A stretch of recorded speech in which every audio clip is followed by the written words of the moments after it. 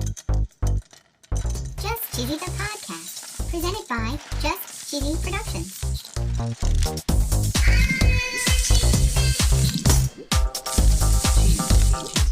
Hi there, I'm your host, Fondue. And I'm Cheesy. In honor of the 4th of July holiday, we're going to talk about some cheese vacations. Ooh. We're going to discuss hotels, a grilled cheese hack, Whoa. and curated trips. Wow. We're going to even talk about a dedicated cheese theme park.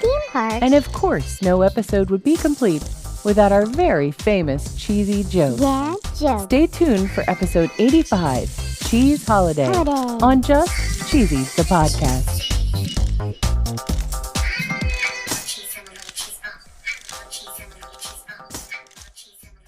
All the way back in episode 60, we had an episode called Planes, Trains, and Automobiles. Oh, yeah. In that episode, we talk a little bit about some train trips that include cheese. Yeah. But today, we're going to talk about a hotel. Whoa. According to foodandwine.com, they talk about a Wisconsin cheese factory that's now a hotel. Wow. 7 Acre Dairy Company was built in 1888. Holy And it's cow. on the National Register of Historic Places. Wow. It's now run by Landmark Creamery, and they actually have an on-site micro dairy. Ooh. The hotel has 8 guest rooms, and they're dedicated to the history of the building. Okay. It says here that the creamery room has an 8-foot circular window where the cream tank was once stored. Wow. In their micro dairy, they make things like soft serve ice cream and butter. Yum. They even serve butter boards on their menu. Whoa. I see that they've also got cheese curds, but it doesn't look like they're producing cheese any longer, which is a little bit disappointing, but it still looks pretty cool. Yeah. There's a link in the show notes to the 7 Acre Dairy Company where you can book a room. Whoa. Back in 2020, the Café Rouge in London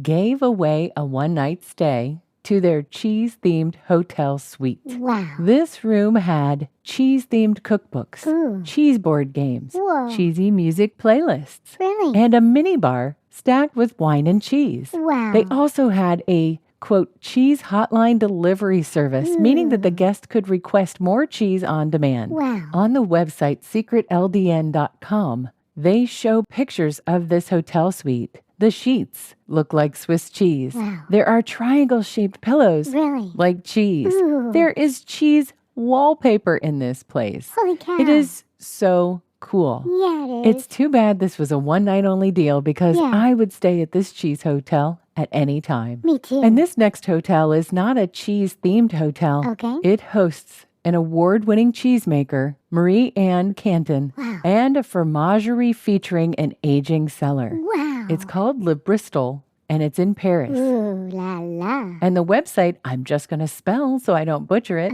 is OETKER collection.com. Wow. They boast having great bread Ooh. and aged cheese that was literally aged on site. Wow. I can't imagine staying someplace Yeah. that you could have fresh cheese right from their own cellars. Whoa.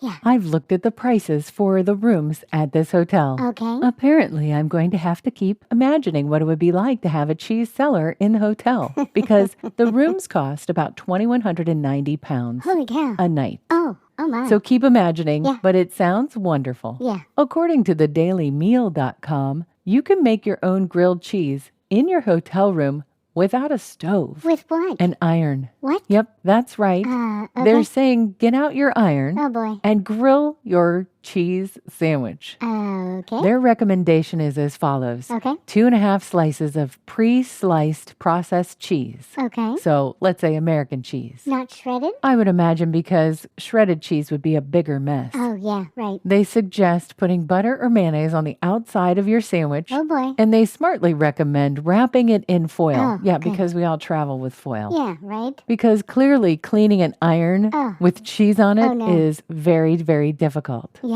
But let's pretend we have foil. We Right. made a packet. We put our cheese in it. Okay. We want to set the iron to the hottest setting. Yep. We want to turn off the steam. Sure. And we want to put the foil packet on an ironing board and iron. Okay. They say to press down evenly, and you'll want to iron for 5 to 7 minutes on each Oh, side. my. They say maybe up to 10. Whoa. And then you turn the packet over once or twice. Ugh. This absolutely sounds like a disaster. Yeah, it does. Fancy hotels are not yet a sponsor. Nope. But when they are, the ad will go right here.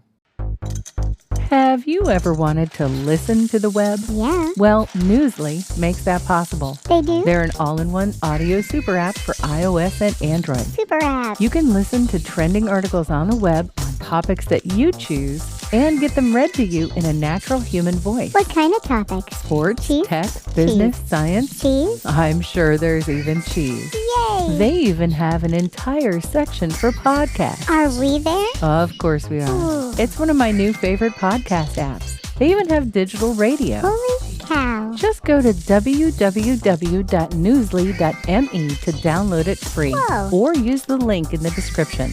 If you use the promo code CHEESY, that'll get you 1 month free premium subscription. Yay, Newsly. Now, back to the podcast.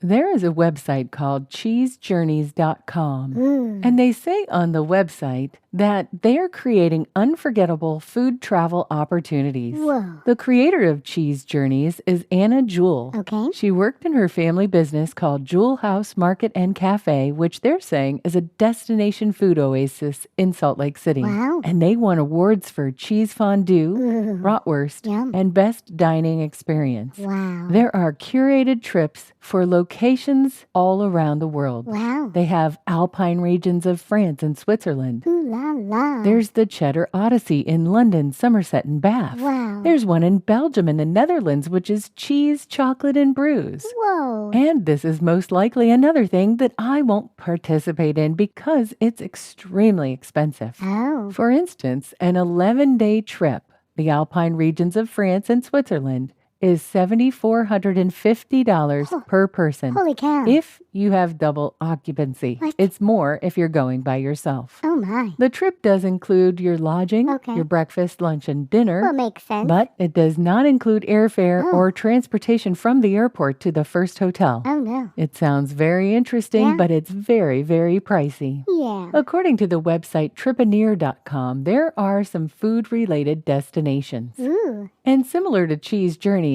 most of these include all of your lodging and Okay. your food. Sure. And this one also includes transportation to and from the airport. Oh, that's good. But again, it does not include airfare. Aw. They do, however, have a 3-day cheese-making weekend in Pennsylvania. Ooh. And this trip starts at $1,368. Oh. And that's actually for 2 people. Oh, that's It better. includes a private double room Ooh. in a hotel. Okay. And it includes the actual program where you get to learn how to make feta, ricotta, and mozzarella hands-on. Nice. This one might be a little bit better value Yeah. because you actually come out of it with a skill Yeah. on how to make some cheese of your own. Yeah. Another international cheese tour can be found on the website thevendry.com. Okay. This one includes the similar items, Yep. the hotel, the transportation to and from the airport, cooking classes, and most meals. Okay. It ranges from $4,500 to $6,000 a person. Whew. You'll travel to Italy, France, and the Alps, and airfare is not included. Of course. But if you happen to live in Oregon Okay. and you're looking for something a little bit more reasonable, Yeah. there is something called farmtoforktours.com. Ooh. For $149 per person plus a service fee, Ah. you would get transportation and tour 3 to 4 farms. You would have tastings, you would have a boxed lunch, and beverages. Ooh, that's nice. Links to all of the tour companies will be provided in the show notes in the event you would like to take a cheese-related tour. Nice. Let's say you're from or you've traveled to South Korea. Ooh. Well, guess what they have? I don't know. They have something called the Imsul Cheese Theme Park. Whoa. According to atlasobscura.com,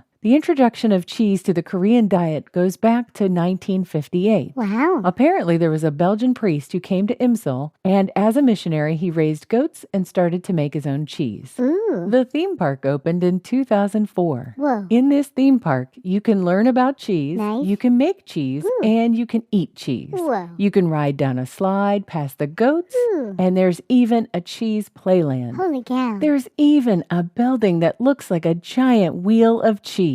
Holy cow. I've also included a link to the theme park itself called cheesepark.kr. It is all in Korean, so I cannot read it, but I can see the pictures, and this place looks like fun. I'm ready for a joke, Fondue. Okay, Why did the cheese rind refuse to take a vacation? I don't know. Why? Because it didn't want to leave its way of life. Oh. Get it? Way, W-H-E-Y, way of life? Yeah, it was silly. It sure was, and it's a little bit cheesy. Thanks for listening to Just Cheesy the Podcast, episode 85, Cheese Holiday. Thank you. Feel free to interact with us on all of our socials. And Yes, if you'd like, please. we have an email. Yeah. It's info@justcheesy.com. Stay cheesy, everybody.